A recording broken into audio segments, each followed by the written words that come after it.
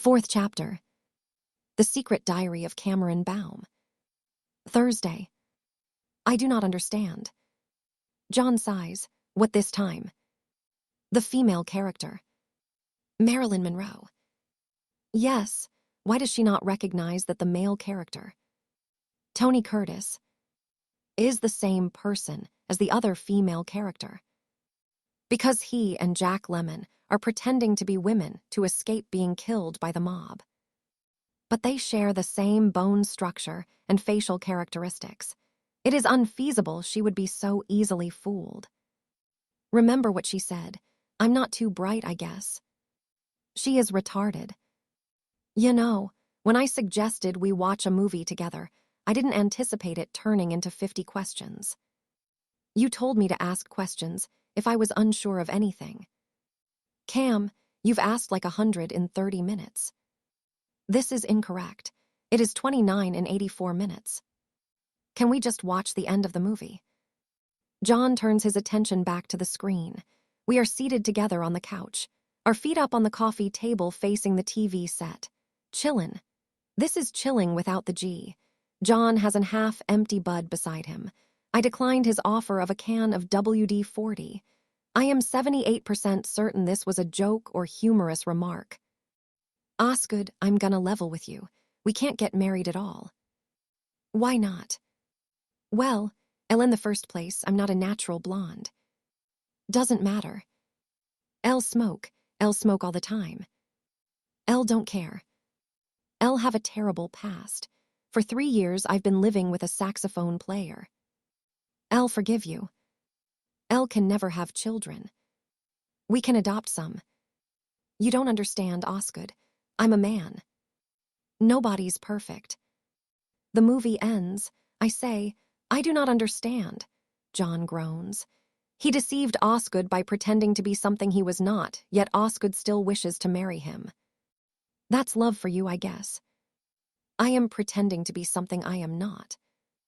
I noticed. Would you wish to marry me? John stares at me for a moment, then looks away. It's still light out. Let's go get some fresh air. The room is adequately ventilated. We can throw the ball around. I'll get my catcher's mitt. You say I throw too hard. You do throw too hard. It's like fielding a cannonball. I tell you, but you never listen. I'm not too bright, I guess. Friday. Becca Shaughnessy asks me to another sleepover, adding, Mom's in rehab drying out, so this time we can really let our hair down and party. I say, I will have to ask John. Your brother, is he the boss of you? Yes, John is the boss of me. Say goodbye to 30 years of feminism. Goodbye. Becca laughs. God, you should be a comedian. You're funnier than Sarah Silverman. We go and find John, who is standing by the lockers with his new friend Riley, who says, Sleepovers? Do people still have those? I outgrew them when I was 10. They're a sign of immaturity. Oh yeah, Becca holds her middle finger up. Know what this is a sign of. Real mature, Rusty. Don't call me that. I hate being called Rusty. I know you do, Rusty. Come on, John. Leave the children to their kids' games. They depart. John didn't speak to me or give me instructions of any kind. Perhaps the decision is mine to make. I hate that girl, Becca's announces. She's such a skank. Is that her nickname, Skank? I thought it was Shauna's, and Amelia, and Rachel, and Sophia, and... Whoa, time out, Acid Queen. When did you become such a bitch? Bitch is Louise's nickname, not mine. I'm beginning to wonder. So, you gonna hang out with me or not? I will hang out with you. Becca grins. Cool, you wait till you see what I've got planned. Kids' games, we'll show 'em kids' games. End of school. You are traveling in the wrong direction. We are in Becca's Lexus, and she has turned left onto the turnpike and not right for downtown and the street she lives on. Oh, we're not going home. See the case in the back? There's $20,000 in there. That's 10 each. I maxed out Mom's credit card. We're going to Vegas. Vegas? Wild, huh? We'll hit the tables, overnight there, and drive back in the morning. See my purse. Open it. Go on, it won't bite. I open the purse. She is correct, it doesn't bite. Take out my ID and read it. I do so. It states your name is Honeybell, and you are 21. Isn't it great? I bought a fake ID off Ramona's brother. I think he's in a gang or something. Say goodbye to Becca Shaughnessy, potato queen of Southern California, and hello to Honeybell. She's a philosophy major at Vassar. She likes walks in the forest, the Ramons, and wants to help children in the third world someday and do all kinds of other third worldly crap. And check it out, no freckles. Photoshop. I replace the card in her purse. It has a barcode on the reverse. In the future, all humans captured and enslaved by Skynet will have barcodes seared into their flesh. Photoshop will not be required. Vegas. The drive takes almost 4 hours. The highway crosses dry desertland dotted with scrub and tall cacti until it reaches the city, which is filled with neon-lit buildings like giant mesas rising out of the ground. It's so beautiful, Becca sighs. Daddy used to attend real estate conventions here, and sometimes he'd take me with him. Once he won $250,000 at the tables and bought Mom a diamond necklace and me a huge teddy bear that was so big it wouldn't fit in the car. We had to strap it to the roof. She smiles sadly. Those were the best times. You miss your father. I suppose I do. You miss yours. I consider the question. My father is part of me. Awa Cam, that's so sweet. Remind me to give you a hug later. Hotel. We check in and go up to our room, which is large with a walk-in clothes closet and a balcony overlooking the Strip, as the street below is called. Becca opens a small cabinet beside the bed.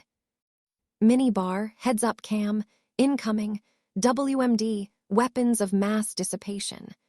She tosses me a miniature bottle with some pale liquid inside. A little Dutch courage all the way from Mexico. Salud. Salud. I've brought 2 cocktail dresses for us to wear, she says, opening her case on the bed.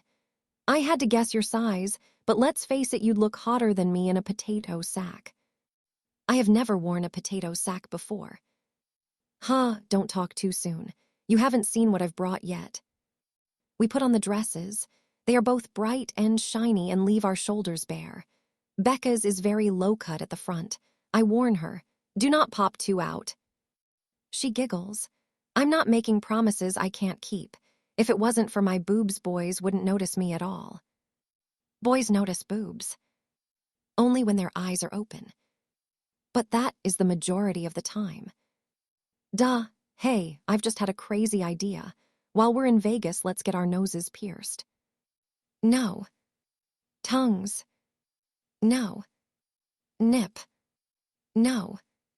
Spoil sport. Okay, I've got our money, fake ID, Jimmy Choos. How's my hair look? Too much product. It is still red. Tell me about it. Once I bleached it blonde and Mom was so loaded she thought I was a burglar and chased me out of the house. I had to sleep in the car. Can you believe it? Yes. Becca's heart rate and respiration are normal. She is telling the truth. Casino. We enter the casino, which is a large room filled with people and tables upon which they gamble money on the outcome of various games. Head for the roulette, Becca advises. That's where Daddy won big time. Let's try our luck. We sit down at the roulette table. Becca exchanges the money for plastic tokens. That's all there is, she whispers, handing me half. So don't spend it all at once. I observe the roulette. A casino employee launches a small white ball into a wheel which has 37 slots in it. The ball goes one way, the wheel spins the other. Gravity and friction combine to slow the velocity, whereupon it settles into one of the slots. A simple algorithm tells me which slot it will fall into. The number 4. 4, black. Even, declares the casino employee, who is called a croupier. No one wins, including Becca, who placed $100 on number 7. She groans in frustration. Math is not her strongest subject. On the next spin, I push all my chips onto 21. Becca whispers, Cam, that's half our stake. The wheel slows. The ball slots home. 21, red, odd. The croupier smiles at me as he pushes a large pile of tokens in my direction. His gaze flits across my boobs. Becca was correct. His eyes are open. Oh my God, Cam, you just won $360,000. This is called stating the obvious. On the next spin, I place another 10,000 on the number 2. The ball rattles home. 2, black, even. On the next turn of the wheel, I hesitate, then decline to bet. What's wrong? You're on a roll, girlfriend. Wait. 0. The croupier rakes in everyone's tokens. There are groans around the table. Can everybody here be poor at math? It appears so. I place another 10,000 on 34. 34, black, even. Beside me, Becca is jumping up and down. People round the table are smiling and laughing. Suddenly, a man in a dark suit and dark sunglasses materializes next to the croupier. He is not smiling or laughing. His arms are folded and he stares directly at me. I do not recognize him, but I know what he represents. Authority. I have been noticed. I sense danger. It is time to leave. We have to go, I inform Becca. What? But we only just got here. We have to go, now. I pull her away from the table. Wait, what about the money? Bring it if you wish. You bet I wish. We exchange the tokens for cash. It amounts to $1,080,000. Becca seems excited by this. Oh my God, half's mine, right? Fair's fair, I brought it. You may have it all. No, half each is fair. Oh my God, we're rich. The cash is placed in a nylon holdall with the hotel logo on the side. Becca carries it and we ride the elevator up to our room. Inside, I tell her, pack your things, we are leaving. No way, it's still early. I want to party. She is being stubborn. I will instruct her one final time. If she refuses to accompany me, I will throw her off the balcony and continue alone. We must leave, now. But it's the money, isn't it? You cheated. I did not cheat. But you did something. No one wins big 3 times in a row. And now we're in trouble, yes. Yes. Give me a second to get my stuff. Becca disappears into the bathroom. There is a knock on the door. I open it. Outside is the man from the casino. Dark hair, dark suit, dark sunglasses. Excuse me, miss, but I believe you dropped this in the corridor. He hands me a thick roll of $100 bills. You should be more careful. There are some bad people about who would do just about anything for that much money. I smile and say, I'm not too bright, I guess. So it seems. May I come in? There are some irregularities concerning your ID. I allow him past and close the door. Becca is still in the bathroom. You realize that here in Nevada, underage gambling is a federal offense. We take that very seriously. You and your friend are in a lot of trouble. I snap his head back, fracturing the 3rd vertebra in his spinal cord. He crumples. I catch him before he hits the floor and drag him inside the clothes closet. I frisk his body. No weapons, but I pocket the pager and cell phone. I close and lock the door, squeezing the handle so the metal distorts, ensuring the key will no longer work. Becca emerges from the bathroom. Okay, all set. Who is at the door? A man from the casino. Where is he? Lying dead on the closet floor. We go, now. I grab her by the arm.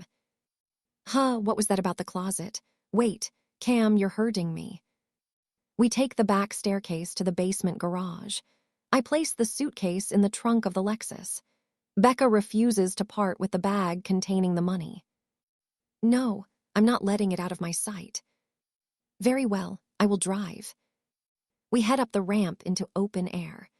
Above, I notice a small camera positioned on the arch to observe exiting vehicles. We will need a new car. Okay, I guess we can afford it. The clutch was going anyway. The showroom. We find a dealership a few blocks from the strip. I park the Lexus in the shadows. Becca says, "Oh cool, Ferraris. I always wanted an Italian car." She walks toward the showroom. I begin to follow when the casino man's cell phone vibrates. I flip it open. A male voice says, "Rosselli, that you?" I mimic the casino man's voice. "This is Rosselli." "Where are you, man? The boss wants to know if you've got the money back from those twinks." "The money's safe. The twinks won't cause us any more problems." "Okay, nice catch. Good work, Rosselli." I ring off and crush the cell in my hand, dropping it on the sidewalk. I follow Becca inside. The showroom is brightly lit with shiny vehicles dominating the foreground. A young human male in a dark suit, bright tie, and even brighter teeth greets us. A laminate name tag on his left lapel suggests his name is Richard. "Good evening, ladies. Can I be of assistance?" "We're in the market for a new set of wheels," Becca explains. "Richard, is that your name? Are you Richie or Dick for short? Because you look a bit like a dick, doesn't he, Cam?" "You look like a dick," I confirm. Becca giggles. I do not know why. "You can call me anything you wish, miss." "Belle, honey Belle, but you can call me Hun for short. This is my friend. Her name's Cameron, which is short for Cameroony, and we want you, Dick, to show us what you've got." "Okay. Do you have any particular model in mind?" "This one's nice." Becca indicates a red vehicle nearby. "Excellent taste. This is a Ferrari 328, a classic example, full spec, very little mileage. This model was once owned by Wayne Newton." "And that's a good thing." He's one of our finest headliners." "But he's old. Haven't you got anything that was owned by Johnny Depp?" "I'm afraid not." "Kurt Cobain?" "No." "Eddie Vedder?"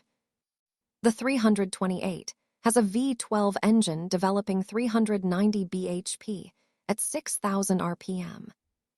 "See, guys always do that."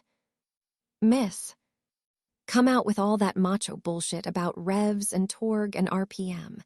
But what I want to know is, if I drive this, will a cute guy want to date me?" "I'm sorry, what?" "I mean, okay, I've got red hair, skin that nevers tans, and freckles where no one should ever have freckles. Geez, enough already. But I'm not the elephant man, right? So if I drive this, will cute guys want to ask me out?" "I'm sure they would fall over themselves to ask you out." Becca smiles. "Then we'll take it.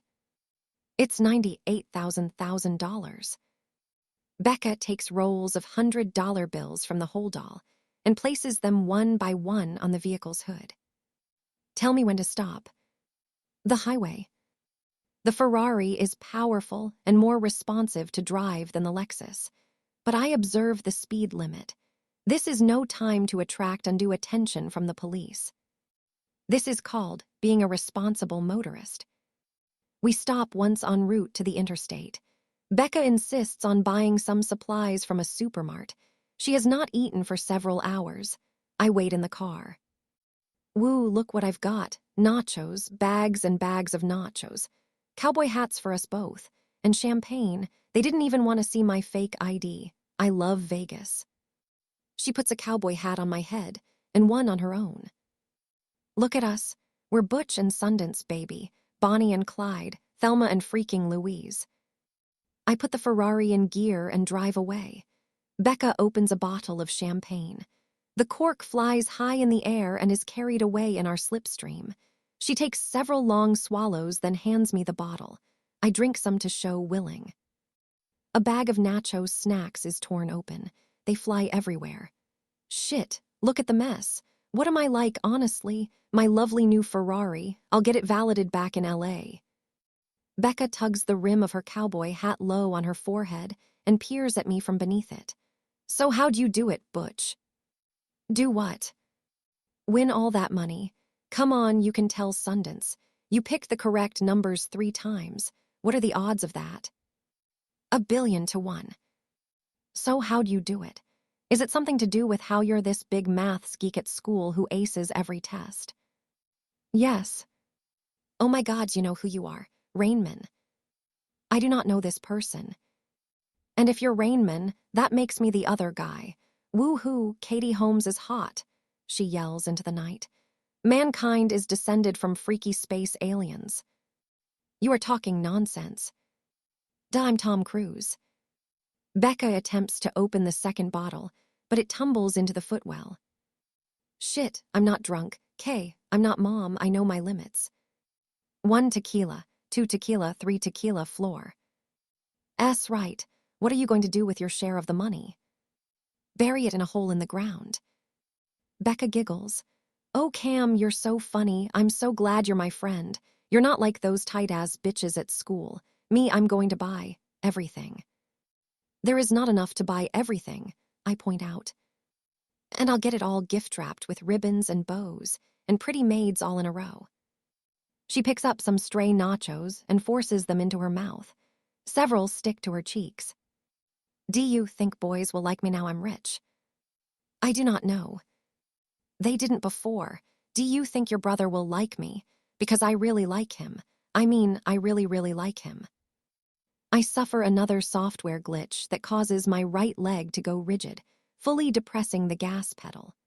The Ferrari surges forward and strikes the rear of the vehicle in front, causing it to swerve off the highway and fishtail round in a cloud of desert sand. Oh my God, stop the car. We must keep moving.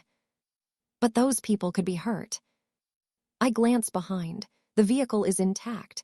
The passengers are getting out. They are unharmed. Hey, we're really sorry.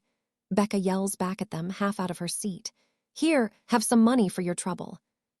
She throws a thick roll of cash out of the Ferrari. It falls shorts and lies there on the tarmac. Why did you do that? I ask. Daddy once told me that money makes everything better. Pull over. Let me drive. You are intoxicated. Am not. FYI, I'm sober as a fudge judge. She giggles uncontrollably. A fudge judge, ha ha ha. Oh, I'm so wasted. We drive on, leaving Vegas behind. Stop the car, Becca requests. No. Stop the car. I need to pee real bad. I mean it. Any second you're gonna be sat next to a lawn sprinkler. I steer off the highway and bring the Ferrari to a halt. Becca opens the door and dashes into the desert. The other vehicles hurtle past. None slow or stop or show any interest in us. Presently Becca returns. She looks forlorn and disheveled. I fell over and sat on a cactus, she wails. I've got cactus spines in my butt, and I peed on my shoes, my beautiful Jimmy Choos. She bursts into tears. I fell over and peed myself. I'm turning into my mom, aren't I? There are behavioral similarities. Becca's dress has slipped down. You have popped one out, I inform her. What? Oh, she hitches her dress up. I'm such a screw-up. Nobody's perfect. Home. I drive on through the night. Becca falls asleep in a fetal position, a nacho snack still attached to her cheek. I reach across, pick it off, and pop it into my mouth. It tastes of chemicals. I stop for gas near the turn-off for Lowe's Angels. I pay the attendant and add $100 bill as a tip. He smiles at me and says, Gee, that's mighty generous of you, miss. I smile back and say, Money makes everything better. Ain't that the truth? Drive safe now. We arrive at Becca's house at dawn. I park the Ferrari in the driveway and carry Becca's sleeping body up to her room and lay her on the bed. I stand by the window where I can see the street. It is unlikely anyone followed us, but I will keep vigil anyway. At 8:09 a.m., Becca's pet cat, Mr. Babbikins, enters the room and hisses at me. I grab him by the scruff of the neck and hold him up to my face. He struggles and spits and tries to scratch me. Cease or die. I drop the cat. He scurries away. 42 minutes later, he is back. He has a dead rodent, a mouse, in his jaws. He drops it by my feet, then retreats to a safe distance to watch my reaction. It is evidently a peace offering of sorts. I pick the mouse up and take 2 bites, then toss the remains back to him. He devours it. Satisfied, Mr. Babbikins approaches me and rubs himself against my legs, making a low, humming sound in his throat. It appears I have made a new friend. At 10:15, Becca stirs. Cam, is that you? My head hurts. I will get you a Seconal. Wait, I had this amazing dream. We went to Vegas and won $1 million. I bought a Ferrari and... She trails off, staring at the hold all containing the money I placed at the end of her bed. It isn't a dream. It is reality. I think I'm going to be sick. Becca rushes to the bathroom and kneels with her head in the ceramic bowl while she vomits up her stomach contents. I stand behind her holding her hair back. This is what friends do.